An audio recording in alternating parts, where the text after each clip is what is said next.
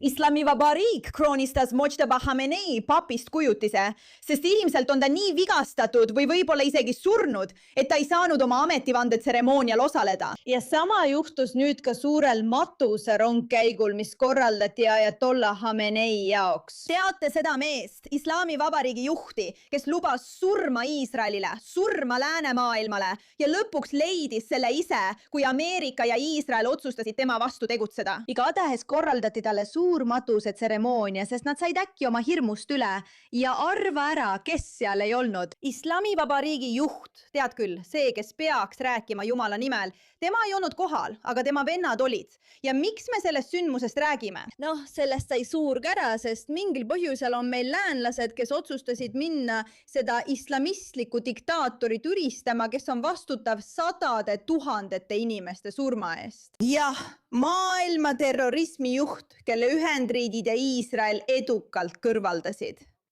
Ühes kõigi aegade, kõige hämmastavamas sõjalises operatsioonis. Teda ülistavad mõned läänlased, kes on lausa täielikud idioodid. Ma ei oska seda enam kuidagi teisiti kirjeldada.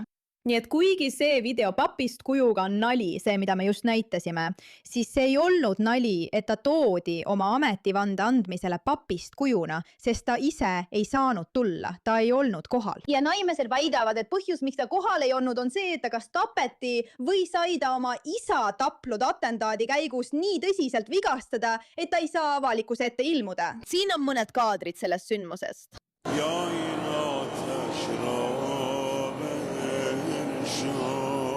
Ma mõtlen, nad on kõik väga kurvad, sest ilmselt nende juht, kelle Jumal otsustas neile tuua, polnudki tegelikult Jumala poolt määratud. Ja ta kõrvaldati kiiresti ja täielikult Iisraeli ja Ameerika poolt, kui nad seda tahtsid, eks. Nii et 3 Iraani hilise ülemjuhi Ayatollah Khamenei last seisavad täna tema matustel Teheranis mitu kuud pärast nende isa surma õhurünnakus. Oht, et Iisrael sihib matuseid, oli liiga suur, et tema teisel pojal, Iraani uuel ülemjuhil, Mojtaba Khameneil, oleks olnud võimalik kohale tulla. Loomulikult oli see selleks, et osaleda, sellepärast. Ja see ei ole kuidagi seotud sellega, et teda pole kunagi, mitte kunagi avalikkuse ees nähtud. Kõneleja Khamenei matustel ütles väidetavalt, et Trumpi mõrvamine on meie kohustus 10 000 leinajate ees. Miks me ei peaks tapma meest, kes tappis minu imaami? Alguses olid need hüüded surm Ameerikale ja nüüd see. Iraan ei varja seda sugugi. Pea meeles. See kõik toimub samal ajal, kui Iraani ja Ameerika vahel käivad endiselt läbirääkimised, eks? Kes tappis minu imaame? Miks sa ei tapa? Okei, nii et ta ütleb põhimõtteliselt, et jah, me peame Trumpi vastu tegutsema. Okei? Hullus. Nüüd, siin on kaadrid päris matustelt, seal on palju inimesi. Nüüd, me ei tea ilmselgelt, kui paljud neist inimestest on seal sellepärast, et neid sunniti või sellepärast, et nad toetavad Islamivabariiki. Me teame, et Iraanis on 90 miljonit inimest ja umbes 20% neist toetab Islamivabariiki.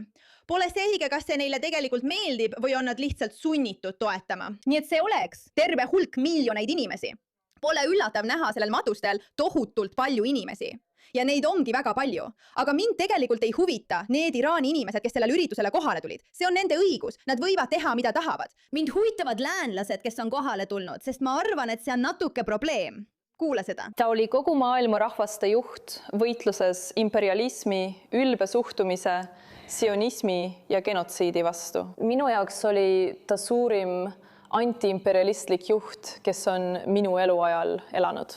Ma tahan teile lihtsalt selgeks teha, et see on endine demokraatide töötaja Elizabeth Warreni meeskonnast Callie Walsh, kes osales matustel Teheranis ja kuulutas ta oma aja suurimaks juhiks. Sõna otseses mõttes läheb Ameerika demokraat islami terroristist juhi matustele. Ma lihtsalt ei saa aru.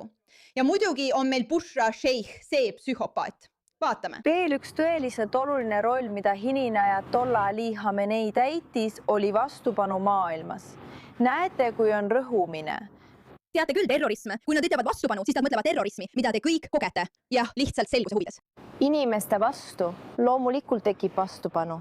Ja mida ta sellega tegelikult mõttes, polnud ainult Palestiina rahva õiguste eest seismine, vaid ta nägi kedagi, kes seisis õigluse eest. Ta soovis, et inimesi koheldaks võrdselt. Ta tahtis, et sõjad lõpeksid.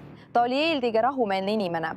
Veel üks väga oluline asi. Ta oli rahumeelne mees, kes tappis 2 päevaga 40 000 inimest, kes üritasid tema vastu protestida. Nad on hullud. Need inimesed on hullud. täiesti hullud. Lihtsalt tuletan meelde, kui hullud need inimesed on. Need on need hullud läänlased, kes tegelikult üritavad seda meest liidrina, vastupanuvõitlejana, püha mehena legitimeerida. Tõesti inimesena, kelle poole me kõik peaksime alt üles vaatama. Ta on pärit Inglismaalt, ta on pärit Ameerikast. Mõlemad on kuidagi valitsusega seotud. Ja mõelda vaid, et sellised inimesed on olemas. See on nagu vaheta Ajatollah Khomeini Osama bin Ladeni vastu, eks? Lihtsalt vaheta see välja. Vaheta see näiteks Hitleri või kellegi teise vastu. Lihtsalt vaheta see sõna välja, kui sa ei tea, kui halb Khomeini oli. See on hullumeelne ja segane kuulda nende inimeste käest, eriti kui sa tead täpselt, mida need inimesed oleksid nendega teinud, kui nad oleksid Islamivabariigis omapäi jäetud. Aga on ka neid täiesti pööraseid, kes tegelikult usuvad ja usaldavad teda. Ja ma vaatan seda videot, see video on mulle alati väga meelelahutuslik. Okei, see naine siin karjub. Ta on teles ja ütleb, et ükski pomm ei saa meieni jõuda, sest Allah kaitseb meid. Sissetung ja kodumaa pinnal. Sissetung ja hääl on tõe ja õigluse hääl. See, mida te nägite ja kuulasite, on tolmune stuudioõhkkond.